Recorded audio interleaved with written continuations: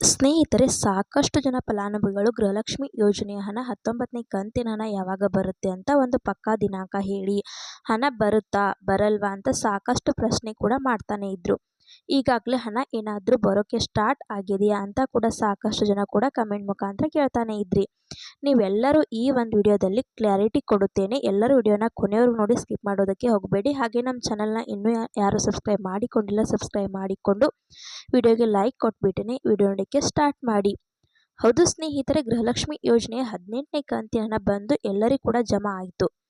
ಕೇವಲ ಒಂದು 10% ಫಲಾನುಭವಿಗಳಿಗೆ ಮಾತ್ರ ಪೆಂಡಿಂಗ್ ಇತ್ತು ಅಷ್ಟೇ. ಈಗ ಗೃಹಲಕ್ಷ್ಮಿ ಯೋಜನೆ 19ನೇ ಕಂತಿನ ಹಣನೂ ಕೂಡ ಅದರ ಬಗ್ಗೆ ಬರೋದಾದರೆ, ಸಚಿವೆ ಆದಂಥ ಲಕ್ಷ್ಮೀ ಹೆಬ್ಬಾಳ್ಕರ್ ಅವರು ಮಾಧ್ಯಮದವರ ಮುಂದೆ ಈ ಹಿಂದೆ ಏನೇನು ಹೇಳಿದ್ರು ಅಂದರೆ, ನಮಗೆ ಆಲ್ರೆಡಿ ಹಣಕಾಸು ಇಲಾಖೆಯಿಂದ 2,500 ಕೋಟಿ ಹಣ ಆದರೆ ಬಿಡುಗಡೆ ಆಗಿಬಿಟ್ಟಿದೆ, ನಾವು ಅದರಿಂದ ಏಪ್ರಿಲ್ 2ನೇ ವಾರದಲ್ಲಿನ ಹಣ ಜಮಾ ಮಾಡಿಬಿಡ್ತೀವಿ ಅಂತ ಹೇಳಿದ್ರು. ಈಗ ಏಪ್ರಿಲ್ ತಿಂಗಳೇ ಮುಗೀತು, ಇವತ್ತು ದಿನಾಂಕ ಬಂದುಬಿಟ್ಟು 3. ಇನ್ನೂ ನಿಮಗೆ ಗೃಹಲಕ್ಷ್ಮಿ ಯೋಜನೆ ಹಣನೇ 19ನೇ ಕಂತಿನ ಹಣ ಆದರೆ ಬಂದಿಲ್ಲ. ಅದರಿಂದ ಸಾಕಷ್ಟು ಜನ ಇನ್ನೂ ಗೃಹಲಕ್ಷ್ಮಿ ಯೋಜನೆ ಹಣ ಬರೋದೇ ಇಲ್ವೋ ಅಂತ ಸಾಕಷ್ಟು ಜನ ಪ್ರಶ್ನೆ ಮಾಡಿ ಕೇಳ್ತಾ ಇದ್ದಾರೆ. ಸ್ನೇಹಿತರೆ, ಅವರು ಕೊಟ್ಟ ಮಾತಿನಂತೆ ಏಪ್ರಿಲ್ 2ನೇ ವಾರದಲ್ಲಿ ಬರುತ್ತೆ ಅಂತ ಹೇಳಿದ್ರು, ಬರಲಿಲ್ಲ. ಏಪ್ರಿಲ್ 4ನೇ ವಾರದಲ್ಲಿ ಬರುತ್ತೆ ಅಂದ್ರೂ ಬರಲಿಲ್ಲ. ಅವರು ಹಣ ಬಿಡುಗಡೆ ಮಾಡಿದ್ದಾರೆ ಅಂತ ಹೇಳ್ತಾನೆ ಇದ್ರೆ ನಿಜ. ಆದರೆ ಕೇವಲ ಒಂದು 50,000 ಫಲಾನುಭವಿಗಳಿಗೆ ಹಣ ಬಂದು ಜಮಾ ಆಗಿದೆ. 1,32,00,000 ಫಲಾನುಭವಿಗಳಿದ್ದಾರೆ ನಮ್ಮ ರಾಜ್ಯದಲ್ಲಿ. ಅದರಲ್ಲಿ ಕೇವಲ 50,000 ಫಲಾನುಭವಿಗಳಿಗೆ ಮಾತ್ರ ಹಣ ಬಂದು ಜಮಾ ಆಗಿದೆ. ಹಣಕಾಸು ಇಲಾಖೆಯಿಂದ 2,500 ಕೋಟಿ ಹಣ ಬಿಡುಗಡೆ ಆಗಿದೆ. ನಿಮಗೆ ಹಣ ಜಮಾ ಮಾಡುವುದಕ್ಕೆ DBT ಮುಖಾಂತರ ಕೂಡ ಪುಷ್ ಮಾಡಿದ್ದಾರೆ. ಆದರೆ ಕೇವಲ 50% ಮಾತ್ರ ಫಲಾನುಭವಿಗಳಿಗೆ ಹಣ ಜಮಾ ಆಗಿದೆ. ಇನ್ನು ಉಳಿದಿರುವಂಥ ಫಲಾನುಭವಿಗಳಿಗೆ ಹಣ ಜಮಾ ಆಗಿಲ್ಲ. ಯಾಕೆ ಜಮಾ ಆಗಿಲ್ಲ?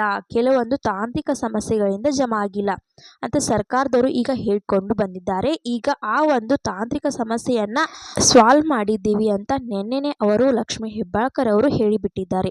ಅವರು ಏನು ಹೇಳಿದ್ದಾರೆ ಅಂದರೆ, ಎಲ್ಲ ತಾಂತ್ರಿಕ ಸಮಸ್ಯೆಗಳನ್ನ ಸಾಲ್ವ್ ಆಗಿದೆ. ಈಗ ಇದೇ ತಿಂಗಳಲ್ಲಿ ಅಂದರೆ ಇದೇ ಮೇ ತಿಂಗಳಲ್ಲಿ 3ನೇ ಕಂತಿನ ಹಣ ಜಮಾ ಮಾಡಿಬಿಡ್ತೀವಿ. 18ನೇ ಕಂತಿನ ಹಣ ಯಾರಿಗಾದರೂ ಪೆಂಡಿಂಗ್ ಇದ್ದರೆ ಅಂಥವ್ರಿಗೆ ಕೂಡ ಮೇ 1ನೇ ವಾರದಲ್ಲೇ ಹಣ ಜಮಾ ಮಾಡಿಬಿಡ್ತೀವಿ. 19ನೇ ಕಂತಿನ ಹಣನೂ ಮೇ 2ನೇ ವಾರದಲ್ಲಿ ಜಮಾ ಮಾಡಿಬಿಡ್ತೀವಿ. 20ನೇ ಕಂತಿನ ಹಣನೂ ಕೂಡ ಮೇ 3ನೇ ವಾರದಲ್ಲಿ ಹಣ ಜಮಾ ಮಾಡಿಬಿಡ್ತೀವಿ ಅಂತ ಹೇಳಿಕೆ ಆದರೆ ಕೊಟ್ಟಿರುವಂಥದ್ದು. ಸ್ನೇಹಿತರೆ, ಈಗ ನಿನ್ನೆ ಪ್ರಕಾರ ಯಾವಾಗ ನಮಗೆ ಹಣ ಬರಬಹುದು ಅಂತ ನೀವು ಕೇಳುವುದಾದರೆ, ಸ್ನೇಹಿತರೆ, ನನ್ನ ಪ್ರಕಾರ ನಿಮಗೆ ಗೃಹಲಕ್ಷ್ಮಿ ಯೋಜನೆ 19ನೇ ಕಂತಿನ ಹಣ ಇದೇ ತಿಂಗಳಲ್ಲಿ 5ನೇ ತಾರೀಕು ಬರಬಹುದು ಅನಿಸುತ್ತದೆ. ಇದೇ ಮೇ 5ನೇ ತಾರೀಕು ಬೆಳಗ್ಗೆ 10 ಗಂಟೆಯಿಂದ ನಿಮಗೆ ಗೃಹಲಕ್ಷ್ಮಿ ಯೋಜನೆಯ 19ನೇ ಕಂತಿನ ಹಣ ಆದರೆ ನಿಮ್ಮ ಖಾತೆಗಳಿಗೆ ಬಂದು ಜಮಾ ಆಗಲಿದೆ ಅಂತ ಇಲ್ಲಿ ಅನಿಸುತ್ತಿದೆ. ಸ್ನೇಹಿತರೆ, ಅದರಿಂದ ಈಗ ಸೋಮವಾರದವರೆಗೂ ಕೂಡ ನೀವು ವೇಟ್ ಮಾಡಿ. ನಾಳೆ ರವಿವಾರ ಬರೋದು ಕೂಡ ಸ್ವಲ್ಪ ಡೌಟ್ ಇರುತ್ತೆ. DBT ಮುಖಾಂತರ ಪುಷ್ ಮಾಡಿದರೆ ರವಿವಾರ ಆದರೂ ಕೂಡ ಹಣ ಏನು ಬಂದೇ ಜಮಾ ಆಗಿಬಿಡುತ್ತೆ. ಆದರೂ ಬರೋದು ಸ್ವಲ್ಪ ಡೌಟನೇ ಇದೆ. ಕೆಲವೊಂದು ಬ್ಯಾಂಕ್ಗಳ ರಜೆ ಇದೆ ಅಂತೆ. ಅದರಿಂದ ಈಗ ನಿಮಗೆ ಗೃಹಲಕ್ಷ್ಮಿ ಯೋಜನೆಯ 19ನೇ ಕಂತಿನ ಮೇ 5ನೇ ತಾರೀಕು ಬರಬಹುದು. ಮೇ 5ನೇ ತಾರೀಕು ಬೆಳಗ್ಗೆ 10 ಗಂಟೆಯಿಂದನೇ ಹಣ ಬರೋದಕ್ಕೆ ಸ್ಟಾರ್ಟ್ ಆಗುತ್ತೆ. ಈಗಾಗಲೇ ನಿಮಗೆ ಗೃಹಲಕ್ಷ್ಮಿ ಯೋಜನೆ 19ನೇ ಕಂತಿನ ಹಣ ಬಂದಿದೆಯಾ? ಆಲ್ರೆಡಿ ಹಣ ಬಂದಿರೋರು 50,000 ಜನರಲ್ಲಿ ನೀವು ಕೂಡ ಇರಬಹುದು. ಅದರಿಂದ ಈ ಒಂದು ವಿಡಿಯೋದಲ್ಲಿ ಕೊಟ್ಟಿರುವಂತಹ ಪ್ರತಿಯೊಬ್ಬರು ವಿಡಿಯೋಗೆ ಲೈಕ್ ಮಾಡಿಬಿಟ್ಟು ಕಮೆಂಟ್ ಮುಖಾಂತರ ತಿಳಿಸಿ. ನಿಮಗೆ ಹಣ ಬಂದಿಲ್ಲ ಅಂದರೆ ವಿಡಿಯೋಗೆ ಲೈಕ್ ಮಾಡಿಬಿಟ್ಟು ಕಮೆಂಟ್ ಮುಖಾಂತರ ತಿಳಿಸಿ. ಹಣ ಬಂದಿದ್ದರೆ ವಿಡಿಯೋಗೆ ಲೈಕ್ ಮಾಡಿಬಿಟ್ಟು ಕಮೆಂಟ್ ಮುಖಾಂತರ ತಿಳಿಸಿ. ಈ ರೀತಿ ಅಂತ ಗೃಹಲಕ್ಷ್ಮಿ ಬಗ್ಗೆ ಅಪ್ಡೇಟ್ಸ್ ಬಂದಿತ್ತು, ತಿಳಿಸ್ಕೊಡೋಣ ಅಂತ ವಿಡಿಯೋ ಮಾಡಿದ್ದೆ. ವಿಡಿಯೋ ಇಷ್ಟ ಆದರೆ ಲೈಕ್ ಮಾಡಿ, ಶೇರ್ ಮಾಡಿ, ಸಬ್ಸ್ಕ್ರೈಬ್ ಮಾಡಿ ಅಂತ ಹೇಳ್ತಾ ಮತ್ತೆ ಮುಂದಿನ ಮಾಹಿತಿಯೊಂದಿಗೆ ಸಿಗೋಣ. ಅಲ್ಲಿ ತನಕ bye bye, take care friends.